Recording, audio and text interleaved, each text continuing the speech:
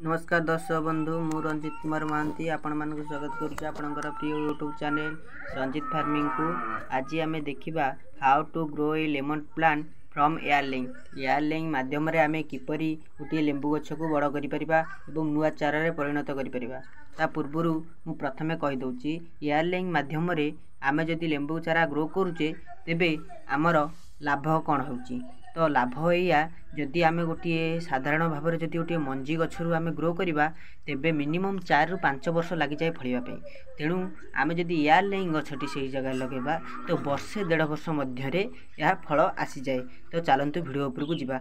तो प्रथमे आम किछि नॉर्मल गार्डन सॉइल 50% नबा एवं भार्मी कंपोस्ट 50% नबा। यही vermicompost and normal garden soil याकू आम मिक्स करदबा। देखंतु किपरि भाव में आम मिक्स करूँ आपण मिक्स करंतु। तापरे आम ये मिक्स करथिबा माटी को से किछि पानी दबा एवं पानी दे चकड़िया। पानी दबा द्वारा कौन हुए ना आम जो ये माटी रे पानी दे चकड़ले तो ये जो माटीटा दिया हबो गुटी कलमी रे तो सेटा सुखी न थाए। ठीक चेर आसिला बेलू यह सुखी थाए एवं आमको मझिरे पानी दबा पड़ न थाए। तो आम यहीपरि जदि उपाय करवा तेबे आम सफल हो पारिबा। चलंतु देखिबा। तो ये माटी आमर प्रस्तुत हो जाइए। चलते एवं गछ पाखक जावा। तो गछ पाखक जाई आम कौन करवा ना जो गंठी अच्छी गछर देखंतु ये गोटे सुस्थ सबल डालटे मु बाछी जो गंठी अच्छी से गंठीर मूल को करी गोटे गोल करी कटे नौची देखंतु। तापरे से जो गंठी ऊपर को गोटे हे मु गोटे कटे नौची गोल करी देखंतु को भली भाव नौची आपण से भली भाव नेबे नचेत चेर हवा न हवा असंभव। तापरे से जो गोलटी आम दुईटी कले से गोल मध्य गोटे सीधा चिराटे नबा तापरे से चमड़ा तक छड़ेदवा। छड़ेबा द्वारा आम एयरलिंग करिपरिबा नचेत से चमड़ा रहिले आमर चेरटी हब नाही। तापरे आम भल भाव छुरी द्वारा ये मझी की घसीबा। घसीले तार अवशिष्टांश जते चमड़ा थिबो सेटा बाहरी आसीबा द्वारा शीघ्र चमड़ा से नहीं पाइबो नाही। देखंतु मु को भली भाव में घसुची देखंतु आमर घसा एबे हेई जाईची।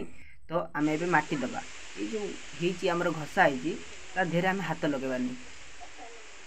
हाथ लगेबा द्वारा एटा फंगस गोटे अटैक होता है।